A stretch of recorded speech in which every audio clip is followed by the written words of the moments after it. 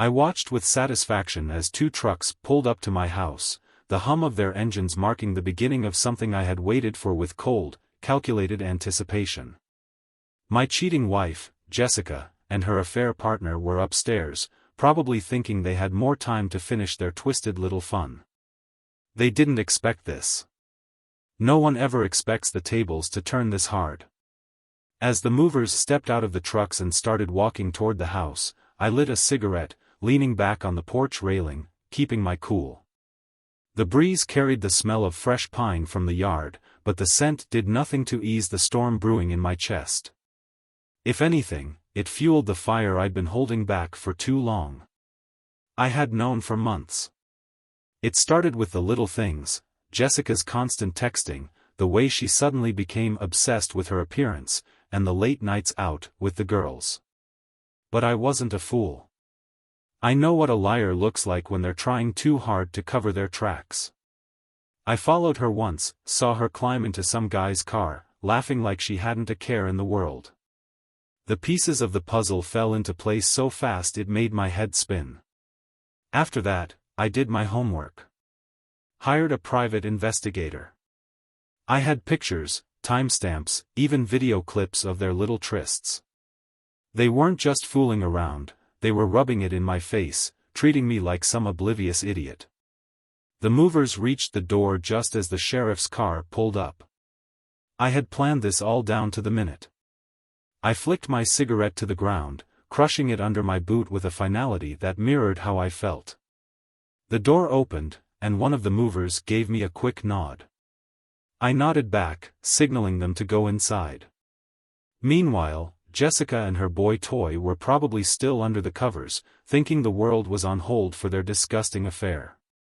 The sound of footsteps downstairs wouldn't reach them until it was too late. I could only imagine their faces when the bedroom door would fly open, and instead of seeing me ready for another pointless argument, they'd see my backup plan, removal trucks and a uniformed sheriff about to kick them out of the very house they had defiled. I grinned as I watched them rush downstairs, half-dressed, panic smeared across their faces. Jessica's eyes widened when she saw the movers already carting away the furniture, our furniture, the stuff I'd paid for, the things that had made this house a home. Her lover, some loser named Ryan, stood there like a deer caught in the headlights, unsure of whether to run or pretend this was some kind of joke. The sheriff, a burly man with a grim expression, stepped forward, speaking calmly but firmly. "Ma'am," he said, "this house has been sold. You have 2 hours to vacate or I'll have to remove you by force." Jessica turned to me, her face pale, trying to summon whatever manipulative charm she usually used to weasel out of trouble. "Tom, what's going on? You're not serious, right?" Her voice wavered, her panic barely hidden behind that fake innocence she was so good at. But I wasn't having any of it. "Serious as a heart attack, Jess," I replied coldly. "You and your boy toy better start packing your things. This house?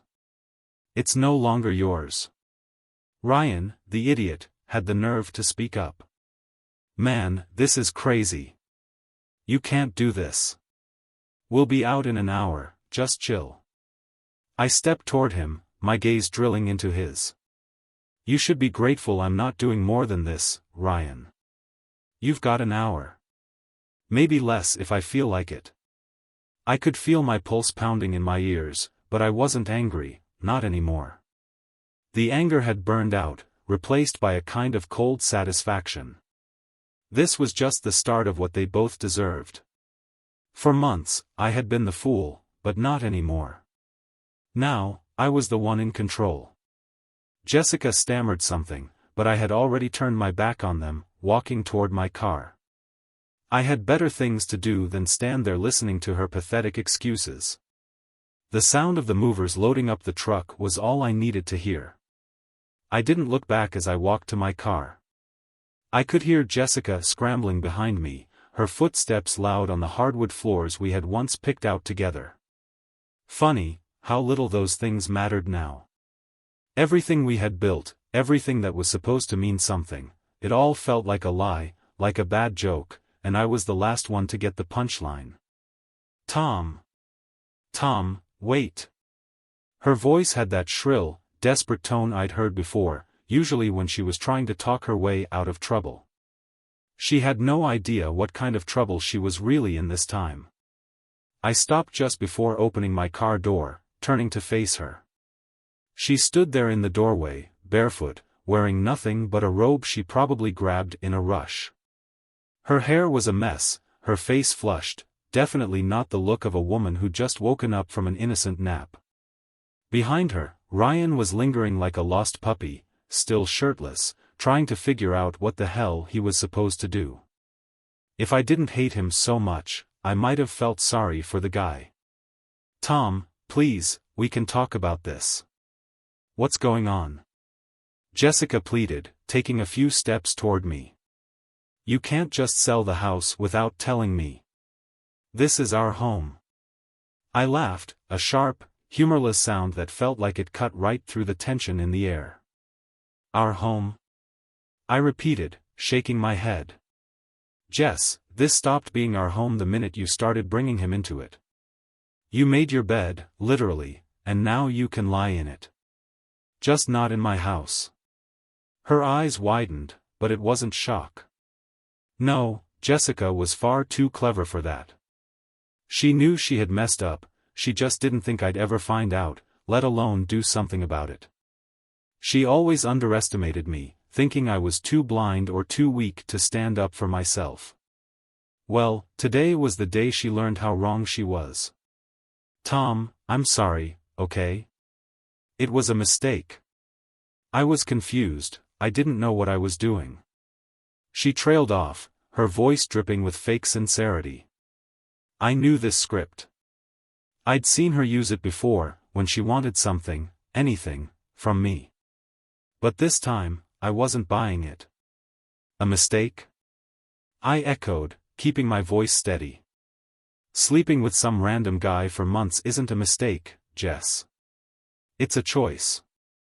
And you made it, over and over again. Ryan shifted uncomfortably behind her, but didn't say a word.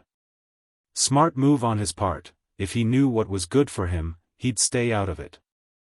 But Jessica wasn't going to let him off that easy. She turned, looking at him with a mixture of frustration and desperation. Ryan, help me out here. Tell him it wasn't like that. Ryan, however, was not nearly as confident as he had probably been just an hour ago, when everything was going his way. He glanced at me, then back at Jessica, clearly not wanting to get involved in this mess any more than he already was. Jess, maybe we should just go. I don't think. You don't think? Jessica snapped, cutting him off. Her true colors were showing now, the mask slipping as her anger flared. You've been all talk for months, and now you're just going to leave me here to deal with this? I leaned against my car, watching the scene unfold with a kind of detached amusement. If this wasn't my life falling apart in real time, it might have been entertaining. Jessica was unraveling, and it was clear that whatever fantasy she and Ryan had cooked up about their future was falling apart at the seams. Don't worry, Jess, I said, interrupting their spat. You won't be dealing with it for long. Like the sheriff said, you've got 2 hours to pack up and leave. You're out of time. Her face twisted with rage, and for a second, I thought she might actually try to hit me. But she didn't. Instead, she turned her anger back on Ryan, who was backing away like a guy who suddenly realized he was in over his head. You coward, she spat at him. You said you loved me, that we'd figure this out together. Ryan, looking more and more like a rat fleeing a sinking ship, mumbled something about not signing up for this and hurried out the door, leaving Jessica standing there, abandoned by the very man she had betrayed me for. It was almost poetic. I pushed myself off the car and walked back toward the house, stopping just inches from her. You know, I said, my voice low, I used to wonder if it was something I did. If maybe I wasn't enough for you. But now? Now I see it wasn't about me. It was about you, Jess. You're just a selfish, lying bitch who can't stand not getting what she wants. Her face contorted, but she didn't deny it. She couldn't. I didn't wait for her to respond. I walked inside, past the movers, who were almost done emptying out the place. This house, these memories, they didn't belong to her anymore. They were mine. And for the first time in months, I felt like I was finally taking them back. I walked inside, leaving Jessica standing in the doorway, probably trying to figure out how the hell her world had crumbled so fast. I could hear her shouting something behind me, but it was just noise at this point. I had moved past caring. The movers were efficient, just as I had instructed. They knew what they were doing, loading everything of mine into the trucks with swift precision. The things that mattered to me were packed away, while the rest of the furniture, the shared memories, and all the stuff I didn't give a damn about anymore, stayed behind. They were part of the past, a past I was ready to burn down. As I moved through the now empty living room, I felt a strange sense of relief. There had been so many nights where I sat in this very room, wondering what had gone wrong, where things had changed between Jessica and me. Turns out, the problem wasn't that I wasn't good enough, it was that she was never satisfied. That knowledge had been like a knife to the gut at first, but now it felt more like a clean cut, sharp, painful, but one I could heal from. The sheriff walked in, looking around at the half-empty house. He gave me a nod, acknowledging that things were progressing as they should. I'd paid off every mortgage bill, signed the papers, and made sure everything was legal and airtight. Jessica had no idea. She probably still believed she had control, that I'd never take this step. "You all right?" he asked, his voice calm but professional. I gave him a nod. "Better than I've been in months." "Good. Once the movers are done, she's got about an hour left to get out.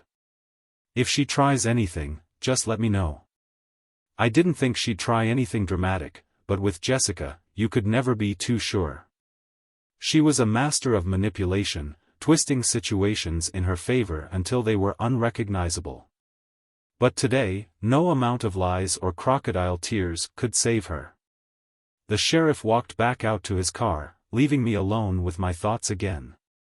I could hear Jessica yelling at the movers from outside, her voice rising and falling in the same pattern it always did when she didn't get what she wanted. First came the anger, then the pleading, then the victim routine. She was probably telling them how this was all a misunderstanding, how I was being irrational, hoping that maybe someone would take her side. But no one was going to save her this time. Not Ryan, who had vanished like a ghost. Not the movers, who couldn't care less about her personal drama. And certainly not me. I made my way upstairs to what used to be our bedroom. It felt different now, stripped bare, like a hollow shell of what it once was. The bed was gone, the closet doors swung open, empty hangers clinking together in the breeze from the window. This was where it had all happened, where Jessica and her lover had shared their stolen moments, thinking I would never find out. The rage that had been simmering just below the surface began to bubble up again, but I pushed it down. I didn't want to give her that power over me anymore. Instead, I walked over to the nightstand and pulled out the drawer. There, tucked under some old receipts and forgotten papers, was the little black notebook I had found months ago. The one where Jessica had carelessly written down dates and times, scribbling love notes to Ryan like a teenager. I hadn't been looking for it when I found it, but once I did, everything started to make sense. Flipping through the pages, I felt that familiar knot in my stomach. The things she had written, her thoughts, her feelings about him, about us, were like little needles stabbing into the last bits of my trust. She'd mocked me in her writing, calling me boring, predictable. She had called Ryan exciting, spontaneous, everything she thought she wanted in a man. I closed the notebook, tossing it into the trash. That was where it belonged, with all the other garbage she had brought into my life. I heard footsteps behind me and turned to see Jessica standing in the doorway, her face red with frustration. "You're really doing this, huh? You're just going to throw everything away, like it meant nothing?" she asked, her voice shaking with a mix of anger and desperation. I took a deep breath, steadying myself before I spoke. No, Jess. You threw everything away the moment you started sleeping with him. I'm just cleaning up the mess you left behind. She scoffed, folding her arms across her chest. It wasn't just about that, Tom. We weren't happy, and you know it. You were never around, always working, always distracted. I needed more. I deserved more. There it was, her favorite excuse. Somehow, she always managed to twist it around so that she was the victim, the one who had been wronged. But I wasn't falling for it anymore. Don't give me that bullshit, Jess. You could have talked to me. We could have worked on things. But instead, you decided to screw around behind my back and treat me like a fool. So no, I'm not throwing anything away. I'm just done being your safety net.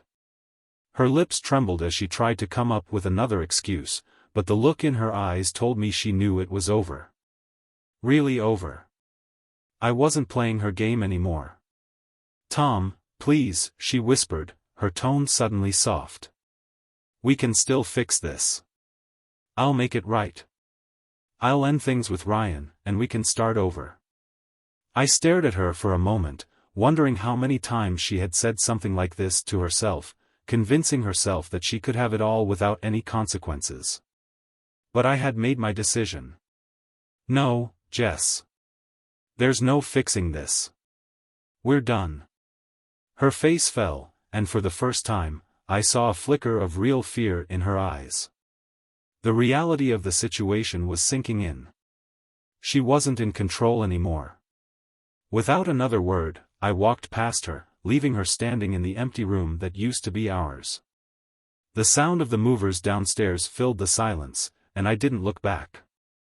I headed downstairs, feeling the weight of the situation settle in.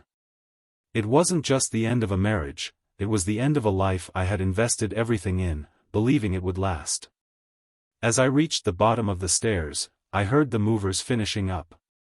They were efficient, professional, packing the last of my things into the truck without so much as a glance in Jessica's direction. I stepped out onto the porch, needing the fresh air to clear my head. The house behind me felt like a tomb, holding only the ghosts of what we had once been. Jessica was still upstairs, probably sitting in that empty room, trying to figure out her next move. But for the first time, I didn't care what her next move was. She was no longer my problem.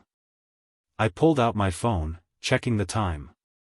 She had about 45 minutes left before the sheriff would enforce the eviction.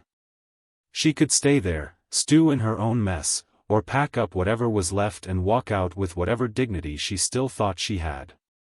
The movers finished loading the last box and gave me a nod before climbing into their trucks. I didn't need to give them any more instructions, they knew the drill. It had all been planned. I had taken my time with this, making sure everything was perfect. I watched with satisfaction as the trucks pulled away, heading toward the storage facility where my things would be kept until I figured out my next steps. As I lit another cigarette, I saw the sheriff approach, his expression still calm and businesslike. He didn't seem fazed by the drama, probably used to seeing this kind of thing more often than I could imagine. "You good?" he asked, stopping beside me. I took a drag of the cigarette and nodded. "Yeah. Just waiting for the clock to run out." He glanced back at the house, then looked at me again. "She's not coming out without a fight, is she?" I shrugged. "She'll come out. She knows this is done. She just needs time to figure out what that means." He nodded, understanding. "Well, you've got time. But once it hits, I'll have to move her out if she doesn't go willingly." I knew the sheriff was just doing his job, but the thought of seeing Jessica being physically dragged out of the house wasn't something I wanted. No matter how much she had betrayed me, we had shared a life together once. I wasn't cruel. I wanted her to leave, but I didn't want to see her humiliated like that. The minutes passed slowly as I stood there, watching the house, the cigarette burning down between my fingers. The memories of how things used to be flashed in my mind, our first day moving in, painting the walls, picking out furniture, and all the little moments that were supposed to build a future. But those moments didn't matter anymore. They were just a backdrop to a lie I hadn't seen coming. I heard the front door creak open, and Jessica finally emerged. She looked different now, defeated, broken, no longer the confident woman who had been so sure of herself just hours ago. Her suitcase dragged behind her, the wheels scraping against the pavement as she walked slowly toward me. Her eyes were red, swollen from crying, and her hands trembled as she gripped the suitcase handle. For a moment, she stopped in front of me, looking up with an expression that was a mix of desperation and sorrow. "Tom, please," she whispered, her voice barely audible. "I know I messed up. I know I hurt you. But can't we at least try to talk this out?" There it was again, that final attempt to pull me back in, to make me doubt my decision. But I was past the point of negotiation. There was no saving what she had shattered. I met her eyes, my voice steady. "There's nothing left to talk about, Jess. It's over." She opened her mouth to say something, but then closed it, realizing that nothing she could say would change my mind. Slowly, she nodded, a single tear slipping down her cheek. I didn't flinch. Jessica turned, walking down the driveway toward her car. I watched her go, the suitcase bouncing along behind her, and felt a strange sense of finality. This was it, the last chapter of a story that should have ended a long time ago. As she climbed into her car, I couldn't help but feel that this moment had been inevitable. Her car started, the engine rumbling softly as she sat there for a few seconds, probably still processing the fact that her life had just changed forever. I could see her gripping the steering wheel tightly, her knuckles white. She was trying to hold on, but there was nothing left to hold on to. With one last glance in the rearview mirror, she drove off, disappearing down the street, leaving me standing there on the porch. The sheriff walked over again, watching her car fade into the distance. "Well, that's that," he said, his tone flat. "Yeah," I replied quietly. "That's that."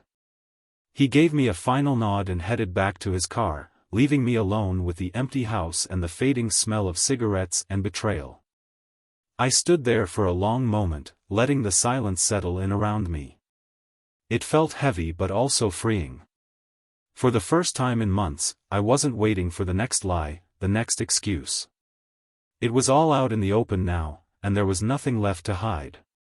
I walked back into the house, the echo of my footsteps filling the empty space. The movers had taken everything that mattered to me, and the rest? It wasn't my problem anymore. I moved through the house one last time, taking in the emptiness, and with each step, I felt lighter, like I was shedding the weight of everything that had come before. When I reached the front door, I turned back one last time. The house, once filled with memories, now felt like a stranger's place, cold, distant, and unrecognizable.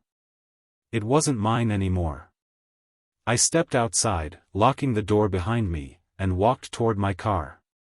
The future was uncertain, but for the first time in a long time, I didn't feel afraid. I felt free. The drive away from the house was surreal. For years, that place had been my anchor, home. But now, it felt like I was finally cutting the ties that had been holding me down, driving away from the wreckage of a life that wasn't mine anymore. As I drove, my mind played over the events of the past few hours, trying to make sense of how things had spiraled so quickly, yet so perfectly. The satisfaction of watching Jessica leave with her tail between her legs lingered, but the deeper emotions began to settle in, the ones I had been pushing down for so long. Anger, hurt, confusion. It wasn't just about the betrayal anymore, it was about everything we had built that had been tossed aside like garbage. I glanced at my phone, tempted to call someone, anyone, just to get the weight off my chest. But I wasn't sure who to call. My family had always been skeptical of Jessica, but I had defended her. My friends had their own lives, and the last thing I wanted was to show up with this mess hanging over my head. In a way, I felt alone. Not physically, I had people I could lean on, but emotionally. It was like the foundation I had trusted for so long had crumbled beneath me, and I was just now realizing it. The road stretched out in front of me, and I found myself driving aimlessly, no destination in mind. The sun was setting, casting an orange glow over the horizon, and for the first time in a long time, I didn't feel the need to rush home or check in with anyone. There was no Jessica waiting for me, no excuses to swallow, no lies to decipher. Just me and the open road. Eventually, I pulled over at a park by the lake, one I used to go to as a kid. I hadn't been there in years, but the place still had that same quiet charm. I sat on a bench by the water, staring out at the ripples as the wind blew gently across the surface. It was peaceful here, a stark contrast to the chaos of the day. As I sat there, the memories came flooding back. I thought about how Jessica and I used to come to places like this when we first started dating. Back then, things were simple. We'd sit for hours, talking about life, our dreams, the future. Everything seemed so clear, so full of potential. I was sure she was the one. I believed every word she said, trusted her with everything I had. But looking back now, I realized how blind I had been.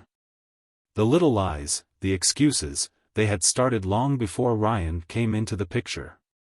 They had always been there, like cracks in the foundation, but I had chosen to ignore them. I had convinced myself that no relationship was perfect, that everyone had flaws. But I was wrong. This wasn't about imperfections, it was about betrayal, pure and simple. I pulled my phone out again, scrolling through the contacts.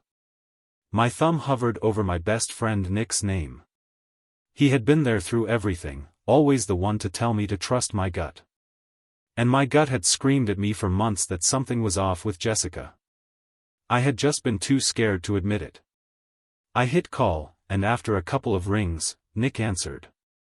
Tom? Hey man, what's up?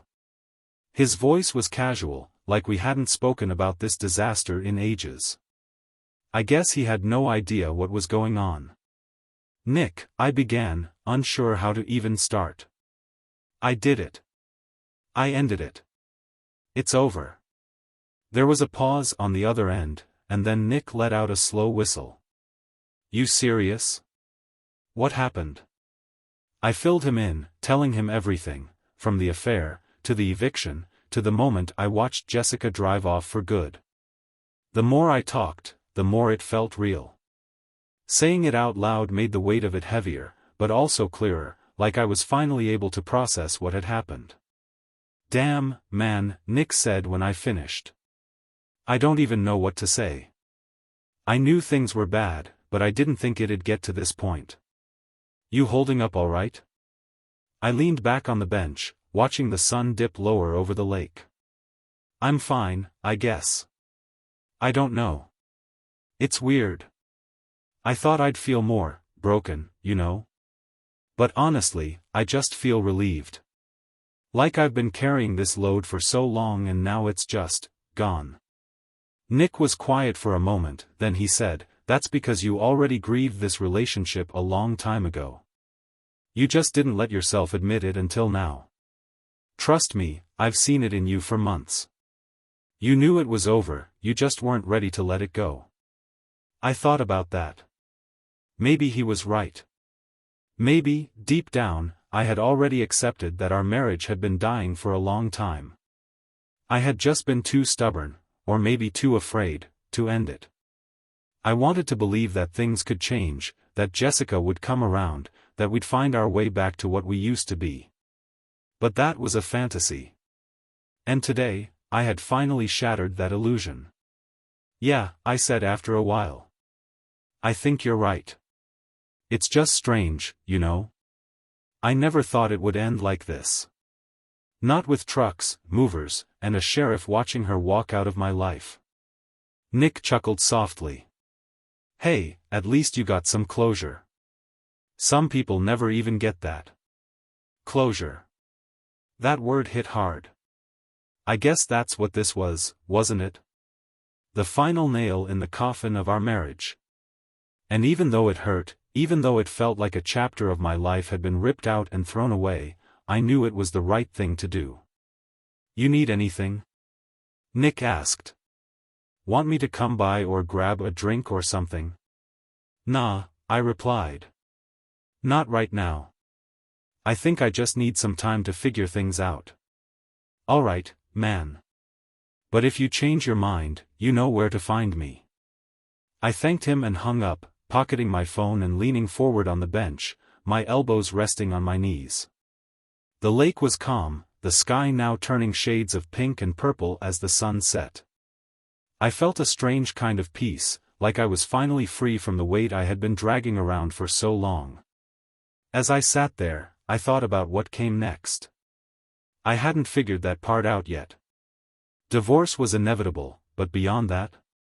I didn't know. But for the first time, I wasn't scared of the unknown. I wasn't scared of starting over. I was ready. The next few days passed in a blur. The silence in my temporary apartment felt deafening at first, but eventually, I started to get used to it. There was no more tension, no late-night arguments, no pretending everything was fine when it wasn't. It was just me, alone with my thoughts, and for the first time in a long while, that felt like a good thing. I had already set the divorce papers in motion. I wasn't dragging this out any longer than it had to be. Jessica could keep whatever scraps of our life she thought were worth saving, but I was done with all of it. I had moved my things into storage, and was renting this place until I figured out my next steps. It wasn't much, just a small one-bedroom apartment downtown, but it was mine, and right now, that was all I needed. Nick came by one evening, bringing a six-pack and a pizza, trying to lighten the mood.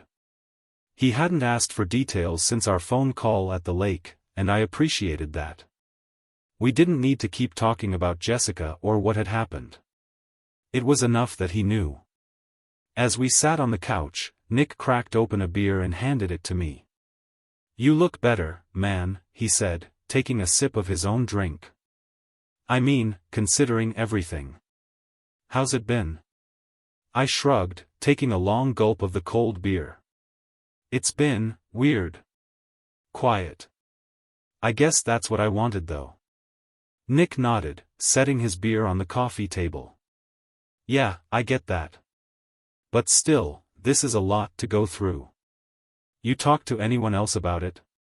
Family, anyone?" I shook my head. "Not yet. I'll get around to it eventually, but I just needed some time to process everything, you know? It's hard enough admitting this to myself. I'm not ready for the pity looks from my family or the 'I told you so' speeches." Nick leaned back, stretching his legs out. "I hear you. But you know your family's got your back, right? They'll support whatever you need." I nodded, knowing he was right. My mom would probably smother me with concern, and my dad, well, he'd offer that tough love that I didn't exactly need right now. But Nick was right, they would support me no matter what. I just wasn't ready to face that yet. We spent the rest of the evening catching up on other things, sports, work, anything but the disaster that had been my marriage. It was nice to talk about something else for a change, to not have every conversation circle back to Jessica and the mess she had made of our lives. For a few hours, it felt like I was normal again, like this massive upheaval wasn't hanging over my head. But as the night wound down, and Nick left, the quiet settled back in, and my thoughts started drifting back to everything that had happened. As much as I tried to distract myself, the reality of the situation still hit hard when I was alone. The apartment was small, the walls too bare, the air too still. This wasn't where I was supposed to be. I should have been at home, in my own bed, next to a wife who loved me. But that version of my life was gone. It had never existed in the first place. Jessica had seen to that. I found myself scrolling through my phone, half out of habit, half out of some stupid hope that maybe she'd text or call, say something to make this all make sense. But there was nothing. Not a single message. She hadn't even bothered to reach out since the day she left the house. I guess that was just confirmation of what I already knew, she didn't care. Not really. I tossed the phone aside and lay back on the couch, staring at the ceiling. My mind wandered back to that night, the night I found out. The memory of it still burned like acid, the raw disbelief I felt when I saw the texts, the pictures, the videos. She hadn't even tried to hide it. I had picked up her phone to order us dinner. She was in the shower, getting ready for another night out with the girls, and I had no reason to doubt her, until the screen lit up with a message from Ryan. Some cheesy, intimate message about their next time, with a heart emoji. My hands had shaken as I unlocked the phone and scrolled through the months of conversations, the photos, the blatant proof of their affair. I remembered sitting there on the edge of the bed, feeling the ground fall out from under me. My heart pounded, my mind racing through every conversation, every excuse, every late night she had spent working or with friends. The pieces had all fallen into place, and suddenly, the last few months of my life made sense in the worst possible way. When she came out of the bathroom, toweling off her hair, she had that smug smile on her face, the kind she wore when she thought she had everything under control. I couldn't even look at her. I just handed her the phone, opened to her messages with Ryan, and watched as her expression shifted from confidence to shock, then to panic. She had stumbled over her words, trying to explain, trying to minimize it, but there was no minimizing this. I had all the proof in my hands, and her lies couldn't save her this time. That was the moment I knew things were over. Even before the confrontation, before the movers, before the sheriff, I had made the decision right then and there. There was no coming back from what she had done.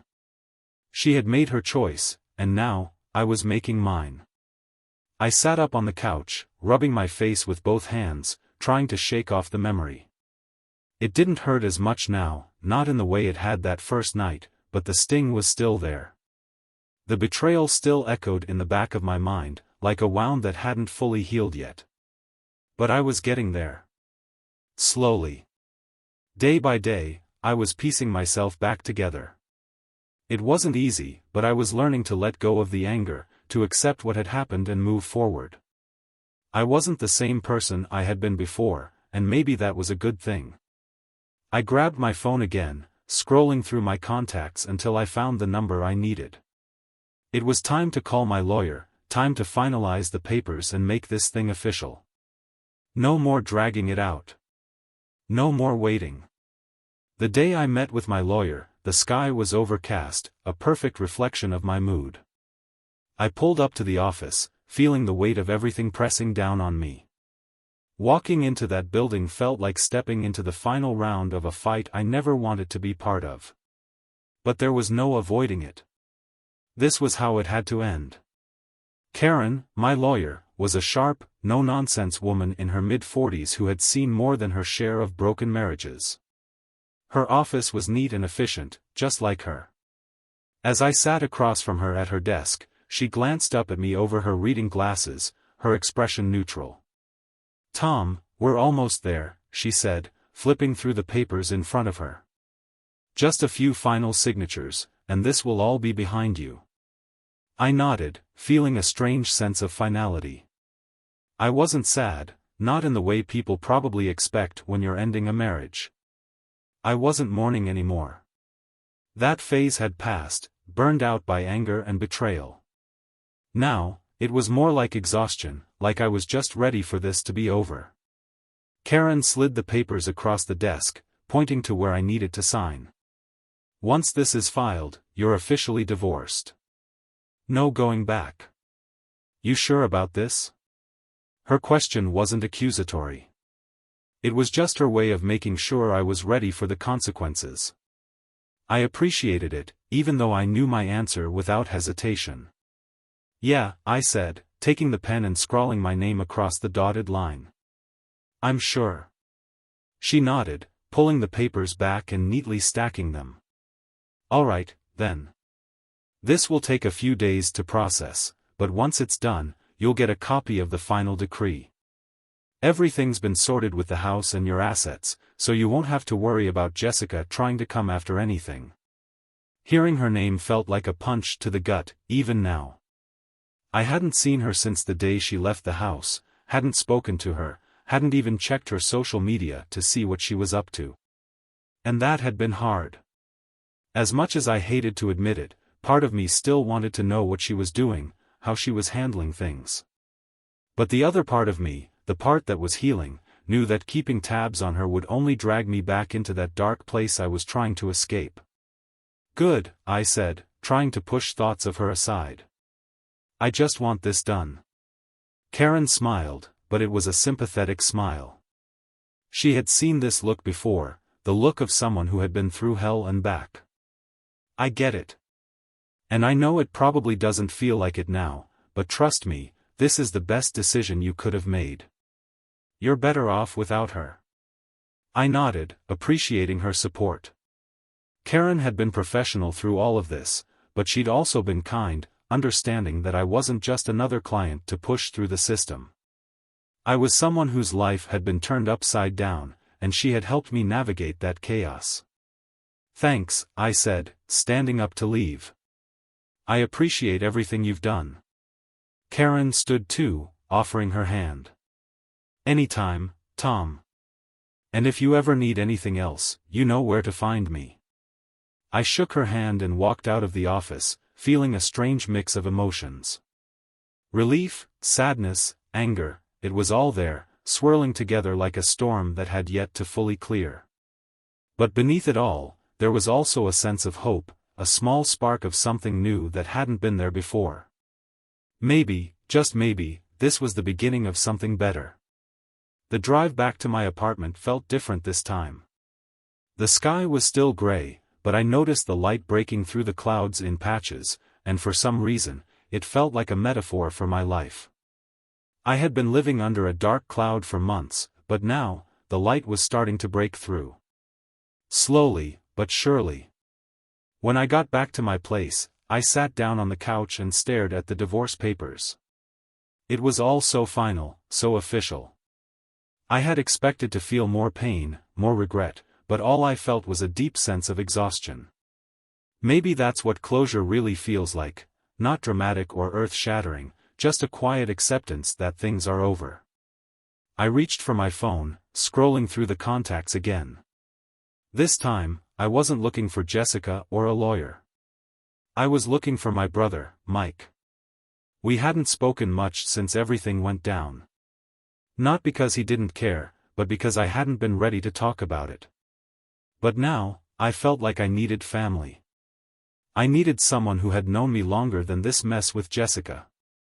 The phone rang a few times before Mike answered. Tommy, man, how's it going? Hearing his voice felt like a warm hug after a long, cold day. Hey, Mike. I'm good. Well, I'm all right. Just signed the divorce papers. There was a brief silence on the other end before he spoke again, softer this time. Damn, bro. That's gotta be tough. How you holding up? I leaned back on the couch, staring at the ceiling. Better than I thought I would be, honestly. It's weird. I'm sad, I guess, but more than anything, I'm just ready for this to be over. Mike sighed, and I could hear him shifting on the other end. Yeah, I get that. You know, I never liked Jess. I never said anything because, well, you were in love and all, but I always thought she was too cold, man. Too selfish. I let out a bitter laugh. Yeah, I probably should have seen that sooner. Don't beat yourself up about it, Mike said quickly. Love blinds you to a lot of things. But the important thing is you're out now. You're free. Free. That word stuck with me. I hadn't really thought of it like that before, but Mike was right. I was free, free from the lies, from the manipulation, from the constant feeling of being on edge in my own home. I guess I am, I said, a small smile creeping onto my face. It's just weird. I spent so long trying to make this marriage work, and now that it's over, it's like. What now? What do I do with my life? Mike chuckled. Man, you do whatever the hell you want. You don't have to answer to anyone anymore. You can go on trips, meet new people, focus on yourself. You've been putting yourself last for too long. It's time to take care of you. I nodded, realizing how right he was. For years, I had been bending over backward trying to make Jessica happy, trying to keep our marriage together while she was out destroying it. I hadn't even thought about what I wanted in so long that I wasn't sure where to start. You're right, I said, feeling a little more hopeful. I think I needed to hear that. Anytime, bro, Mike replied. And hey, if you need a change of scenery, come stay with us for a bit. The kids would love to see their uncle. I smiled at the thought of spending time with Mike and his family, getting away from everything for a while. I might just take you up on that. After we hung up, I sat there for a moment, letting his words sink in. I was free. And while the road ahead was still uncertain, I had the power to decide where it would lead. The possibilities, for the first time in a long time, felt endless. The next morning, I woke up with a strange feeling of lightness, as if signing those papers had lifted a weight I hadn't even fully realized I'd been carrying. There was no Jessica in the bed beside me, no tension gnawing at my gut, no need to wonder where she was or who she was with. It was just me. And for the first time in years, that was enough. I made myself a cup of coffee and stood by the window, watching the city wake up. The sky was clear, the sun shining through in a way that felt symbolic, like the universe was telling me it was okay to move on. As I sipped my coffee, my mind wandered back to Mike's words the night before. Do whatever the hell you want. I hadn't thought about what I wanted in so long. My life had been wrapped up in Jessica's needs, her moods, her lies. But now? I had a clean slate. No baggage, no expectations. It was both terrifying and exhilarating. I sat down at the small kitchen table, staring at my phone. For a moment, I considered calling Jessica, just to hear what she'd say now that the divorce was real. But I stopped myself. What was the point? She'd probably try to spin another web of lies, or worse, play the victim. I didn't need to hear it. Her chapter in my life was closed, and I wasn't about to reopen it. Instead, I opened my laptop and started looking at flights. Mike's offer was tempting, but I needed something bigger, something that would remind me I was more than just the guy who got cheated on. I needed to see the world, feel alive again. And as I scrolled through destinations, one caught my eye: Italy. I had always wanted to go to Italy. The culture, the food, the history, it was something I had dreamed about back when I thought Jessica and I would travel together. But she had always been too busy, too wrapped up in her own world to care about mine. So I had put it off, thinking there'd be time later. But now? Now was my time. Without overthinking it, I booked a flight for the following week. Just like that, I had something to look forward to, a new adventure, one that had nothing to do with my past. Over the next few days, I felt a growing sense of excitement. I packed my bags, canceled the lease on my apartment, and arranged for my things in storage to stay put until I got back. I wasn't sure how long I'd be gone, but that was the beauty of it, I didn't have to know. For the first time in years, I didn't have a plan, and that was exactly what I needed. The morning of my flight, I stood at the apartment door, suitcase in hand, and took one last look around. It wasn't much, but it had been my refuge during the storm. Now, I was ready to leave it behind. I locked the door and headed to the airport, feeling like I was stepping into a new life. The flight was long, but I didn't mind. I spent most of it gazing out the window, thinking about how far I had come. The pain, the betrayal, it was all still there, lingering in the background. But it didn't control me anymore. Jessica had taken enough from me, and I wasn't about to let her steal my future too. When the plane touched down in Rome, I felt a rush of adrenaline. This was it. The start of something new. As I stepped out into the warm Italian air, I smiled to myself. For the first time in as long as I could remember, I wasn't running from something, I was running toward something. The first few days in Italy were a whirlwind. I wandered through the narrow streets of Rome, stood in awe beneath the towering architecture, and ate my weight in pasta and gelato. I met people, shared stories, and started to remember who I was outside of the mess that Jessica had created. I wasn't just a guy who got cheated on. I was more than that, more than I had let myself be in years. One afternoon, as I sat at a cafe in Florence, sipping on an espresso and watching the world go by, I realized something important. I hadn't just lost a wife, I had found myself. The man I had been before all the lies, before all the pain, was still there. And now, he was stronger, wiser, and ready for whatever came next. I thought back to the moment I had watched those moving trucks pull up to my house, the cold satisfaction I had felt as Jessica's world crumbled around her. I had wanted revenge back then, wanted her to feel the same kind of pain she had caused me. But sitting here, thousands of miles away from that life, I realized I didn't need revenge. I had something far better. I had peace.